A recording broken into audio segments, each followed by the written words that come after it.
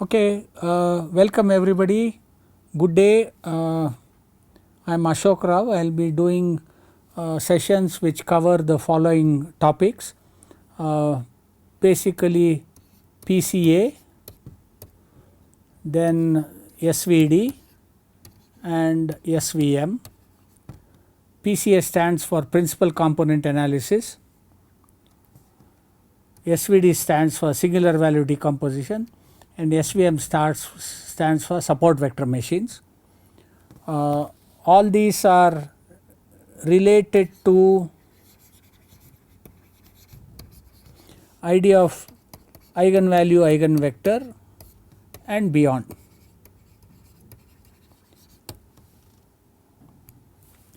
So, now let us look at classical eigenvalue, eigenvector. You are familiar with matrix A, let us say n cross n. This can be decomposed into issues like Ax equal to lambda x, where lambda is termed the eigenvalue and corresponding eigenvector. Specifically, if A is n cross n real symmetric, whether the eigenvalues are distinct or non-distinct, let us say lambda 1 to lambda n, it could be distinct or non-distinct. The corresponding eigenvectors Axi equal to lambda I xi have a property that the eigenvectors corresponding to that, if they are arranged in the following manner x1, x2, xn, this P can do the following. P inverse AP is D, and you have a strong result for that, which is called real symmetric matrices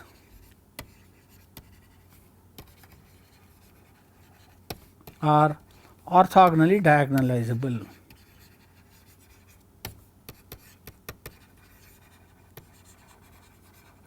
That is interesting because these eigenvectors, if the eigenvalues lambda I is not equal to lambda j, that is all are distinct, then the eigenvectors xi is orthogonal to xj. Suppose some eigenvalue I lambda is equal to lambda j, you can still find this set to be linearly independent, which can be made orthogonal or even orthonormal by Gram-Schmidt process.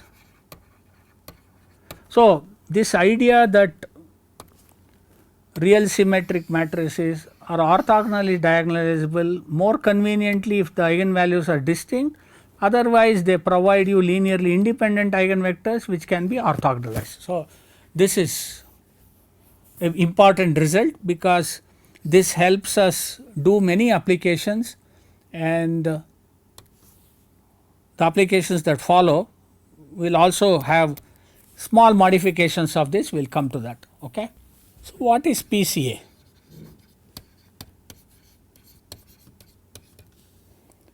Principal Component Analysis.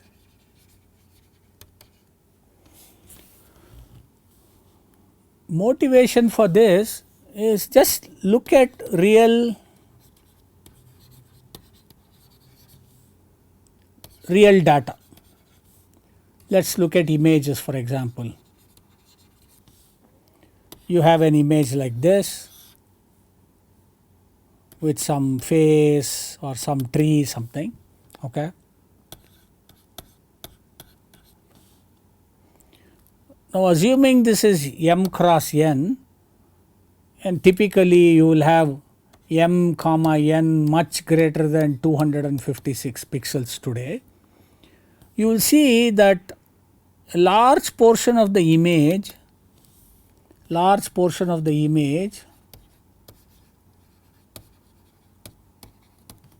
is either the background or non data of interest.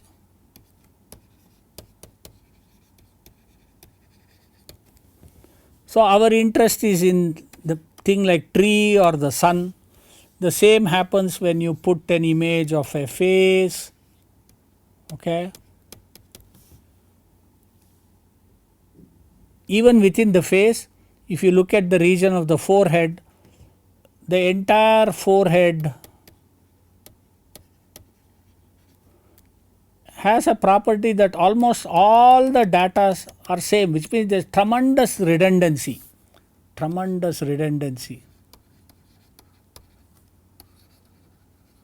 redundancy of data. Same is with portion of the cheek also. What are distinguishable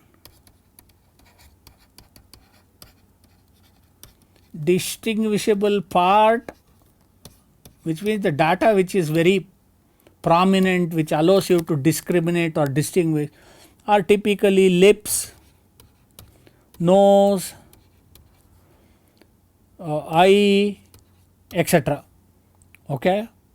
So these are what one calls features that allow you to identify or distinguish a image or a photo, whatever it is. So typically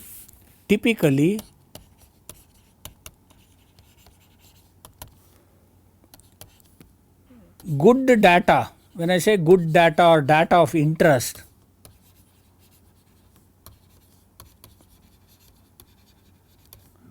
is in some sense grouped, or another word for it is clustered.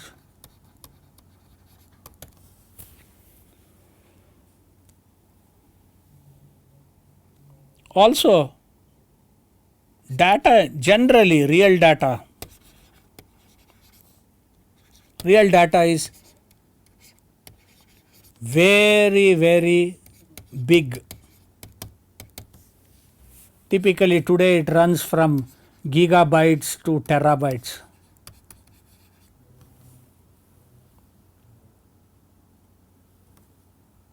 So what is useful is if we can find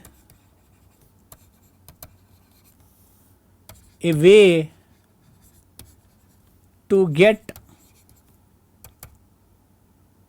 the data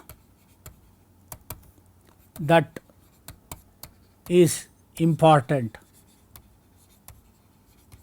out of all this.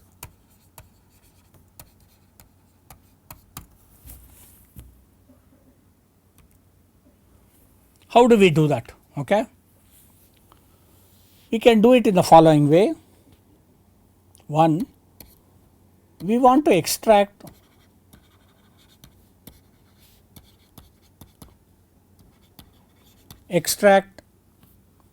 the information, because the other part is either the background or even noise.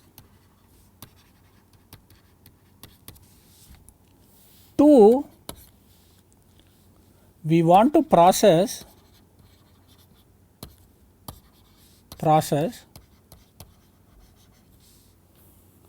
when I say process, there are many ways, such that we use minimum needed for the task. Okay.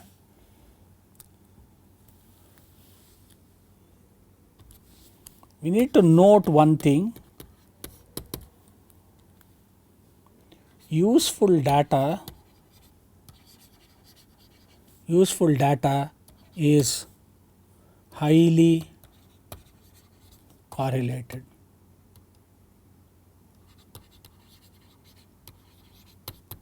Okay.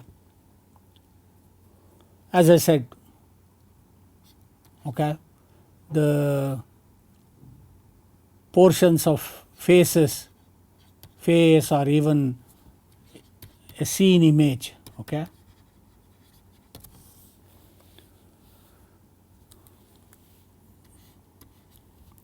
This brings to this idea of minimum. Now this idea of minimum is mainly to say, how do I know it is minimum? Can we remove all the redundancy? For example, we have 150 pixels corresponding to forehead.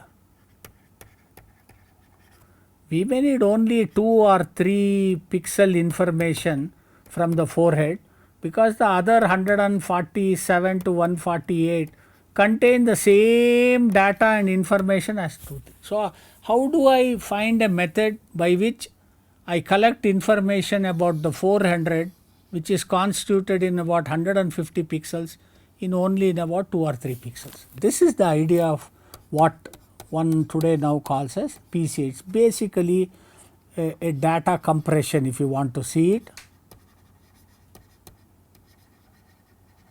or a better data representation,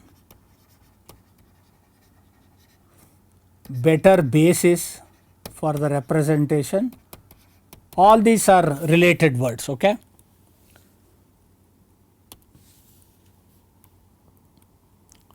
Now let's take a look at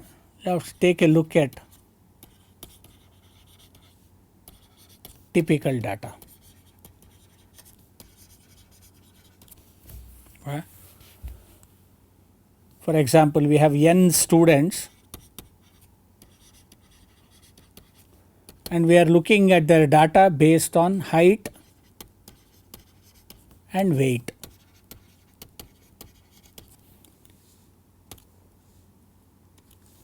Later you will understand this height and weight are actually features. As we move more towards machine learning and pattern recognition, this height and weight will be termed as features or parameters for your convenience now. So I have n students, I will represent them in the following way. I have weight of first student W1, height of the first students H1, W2, H2, so on and so forth, Wn, Hn. You will also notice something, that heights and weights are positive, right. So if I really represent this as a graph, all weights on this side and all heights on this side,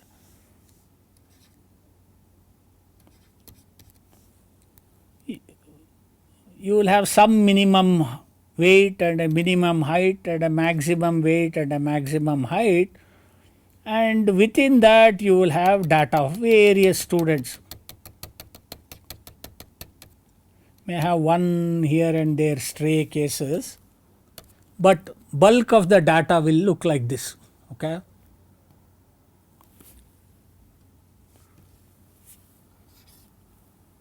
Almost all real, when I say real physical world measured data or useful data look like this.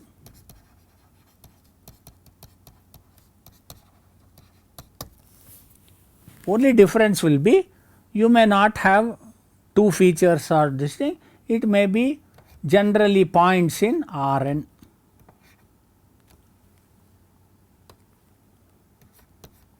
Rn. N is quite large.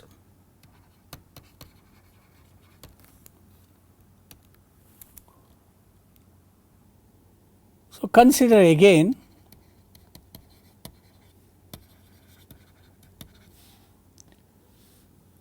a data of observation.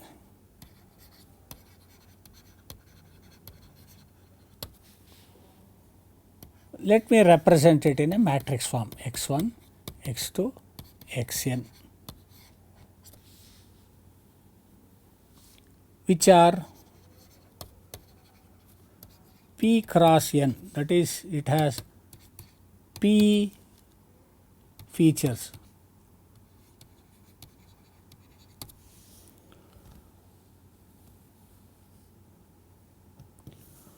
If P is 2,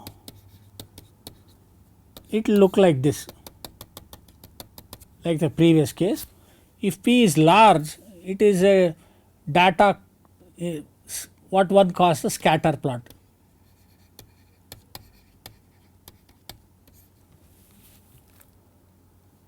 No data is like this.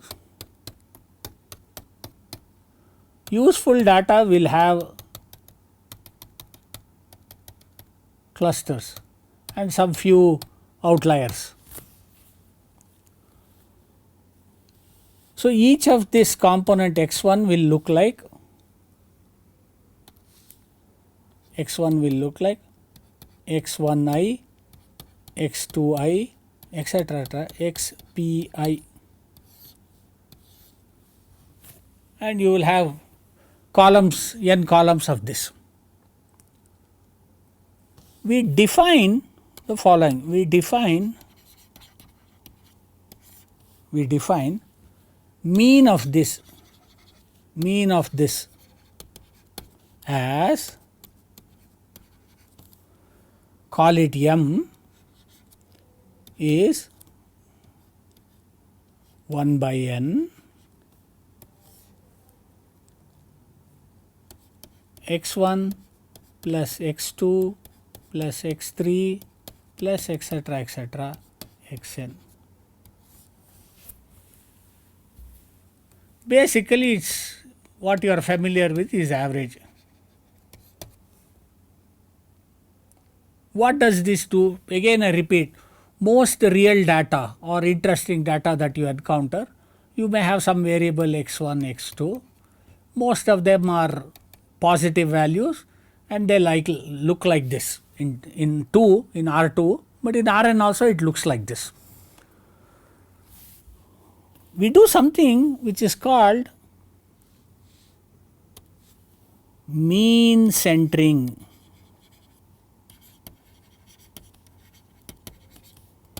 What is mean centering? Calculate the mean, okay, and then define x k cap to be the original column vector xk minus m. Do this for k equal to 1 to n. So, I now get a matrix B, which we call it as B, which is similar to this, except that it is made up of x1 cap, x2 cap, x3 cap, etc. xn cap, which is also P cross n matrix. This data was P cross n. This also is P cross n. What is the difference between this and this?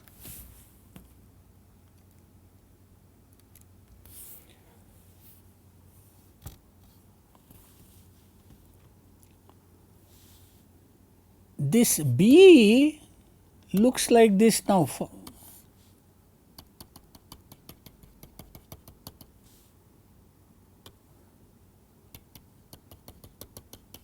This is the original data. This is the mean centered data.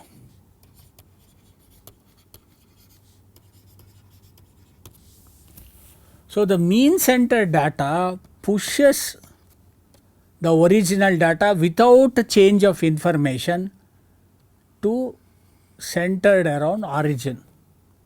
This is important, we will see why.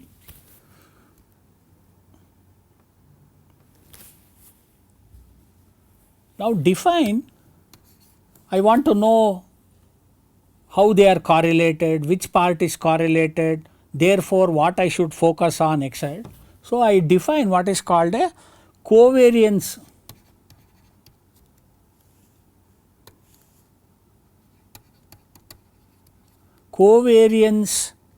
matrix for this.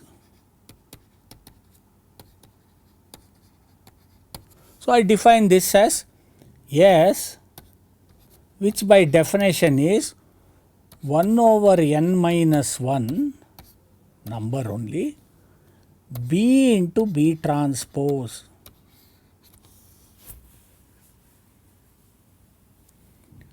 So something interesting and nice happens here. BB transpose is positive semi-definite, meaning the eigenvalues are always greater than or equal to 0, no negative eigenvalue.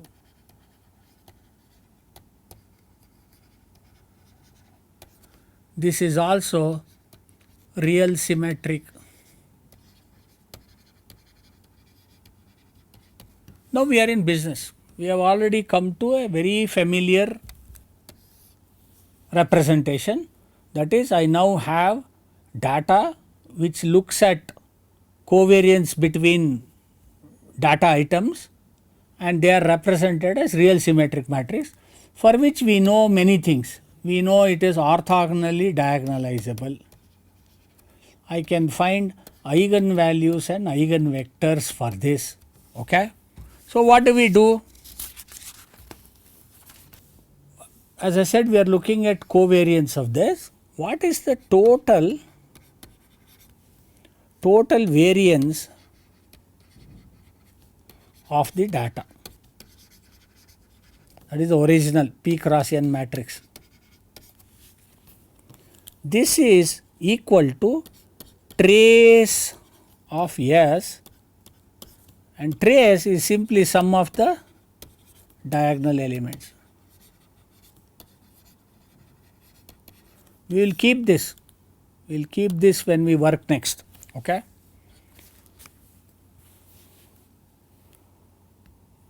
So the best proof of the pudding is in eating, and when we say eating in linear algebra and machine learning is to work a problem.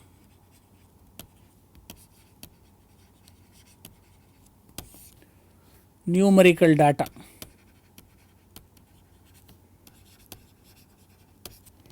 Because these eigenvectors of this real symmetric matrix, this plays a key role. Whether we have done well, this trace through these diagonal elements will tell us how well we have done. So let us take data the following. X1 is one data which is 1 2 1, X2 is 4 2 13, X3 is 7 8 1, and X4 is 8 4 5. So if I calculate the mean, which is 1 by 4 times the sum of all this, it will come to 20 16 20, which will be the mean vector would look like 5 4 5. First entry you can see 1 plus 4 5, 5 plus 15 is 20, 20 divided by 4 components 5. So this is the mean vector, and from which I will now work out x1 cap. What is x1 cap? Xi cap is xi minus m, or m minus xi. So x1 cap will look like minus 4 minus 2 minus 4, x2 cap will look like minus 1 minus 2 8, x3 cap will look like 2 4 minus 4, and x4 cap looks like this minus this is 3, 4 minus 4 is 0, 5 minus 5 is 0. So this is what it looks like. So how does the B matrix look like? B matrix is made up of all the xi caps. B matrix looks like minus 4 minus 2 minus 4 -1 -2 8, 2 4 -4, 3 0 0, and S matrix, which is 1 over n minus 1 times BB transpose, looks like this: 10 6 0 6 8 minus 8 0 minus 8 32.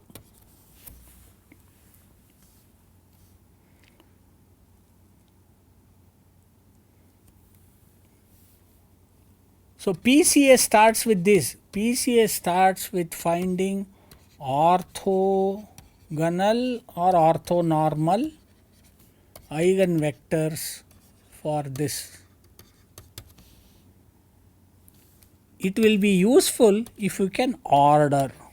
Order meaning order the eigenvalues as lambda 1 greater than or equal to lambda 2 greater than or equal to lambda 3 etc.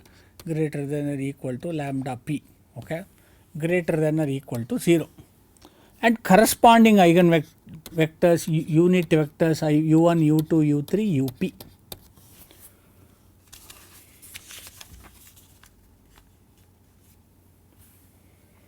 These unit eigenvectors are called principal values.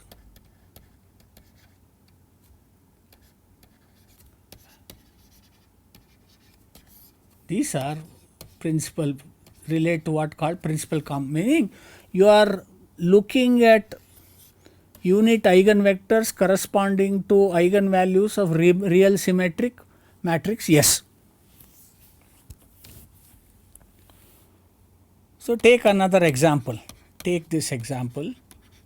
This example is from exercise 4, page 502, from a book called David C. Lay, Linear Algebra and Applications, 3rd edition. So the data is S matrix for that would look like this: 2382.78, 2611.84, 2136.20. That's the first column. 2611.84, 3106.47, 2553.90, second column. The third column is 2136.20, 2553.90, 2650.71. I will tell you how these numbers have come. Very similar to these numbers. These are class textbook exercises, whereas this problem is from real life. I will relate to how this data has come. Corresponding to this, your first eigenvalue is 7614.23. The second eigenvalue, largest eigenvalue, is 427.63, and the third eigenvalue is 98.10. So I need unit eigenvectors corresponding to this eigenvalue for this matrix S. The first principal component or principal eigenvalue corresponding eigenvector corresponding to the largest eigenvalue u1 is 0.5417, 0.6295, 0.5570.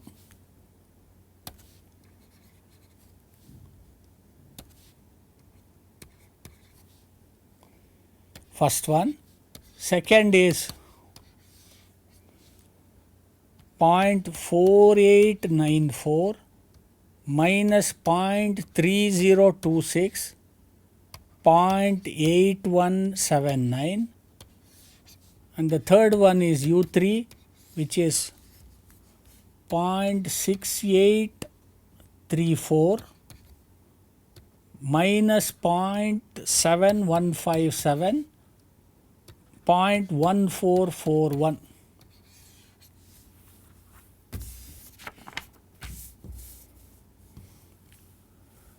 The representation of the best representation of data is U1 transpose X1, which will be 0.54 X1 plus 0.63 X2 plus 0.56 X3. So it is some line in R3, right? Then if P is U1, U2, U3, P transpose, this is orthonormal, so P transpose SP will be a diagonal matrix whose diagonal entries are the following: 7614.23, 427.63, 98.10, all this is 0 here, okay. And the trace of D, the total variance, is sum of this, which is 8139.66. Now for a fact, important, now for the fact, which is what makes PCA work.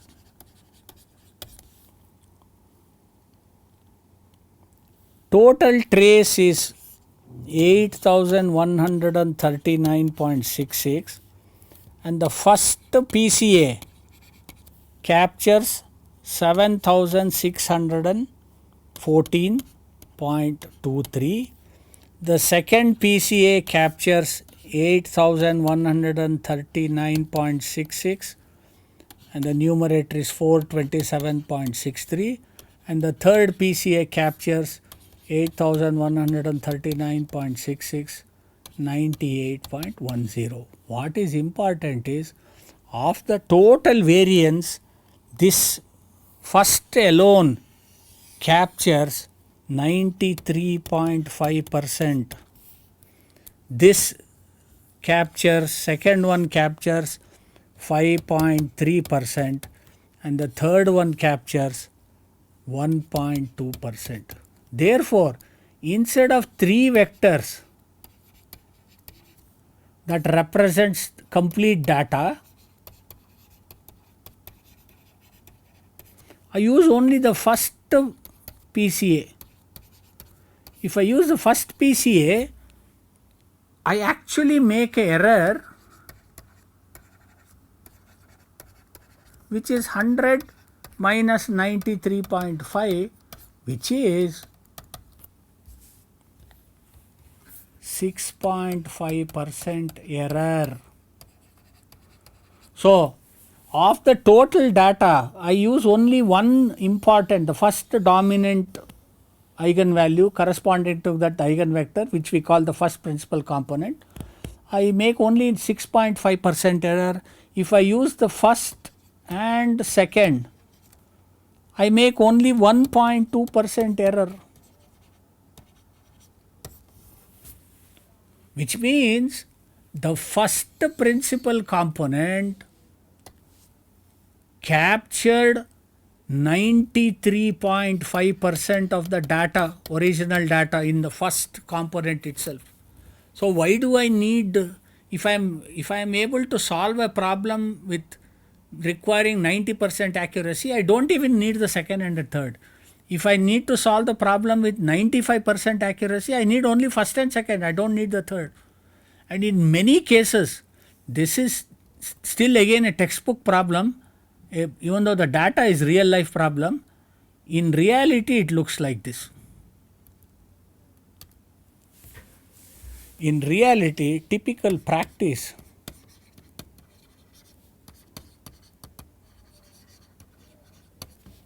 this data comes from multispectral satellite images. In various bands. What is the size? Each image is 3 rows and 4 million columns.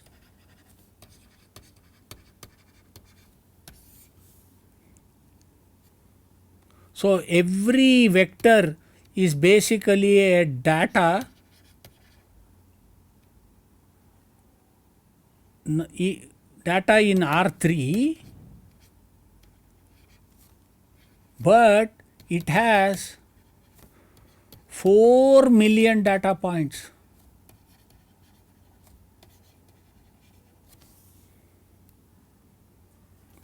So what they do, they send a satellite which circumnavigates the Earth repeatedly in polar orbits, captures data in multiple bands,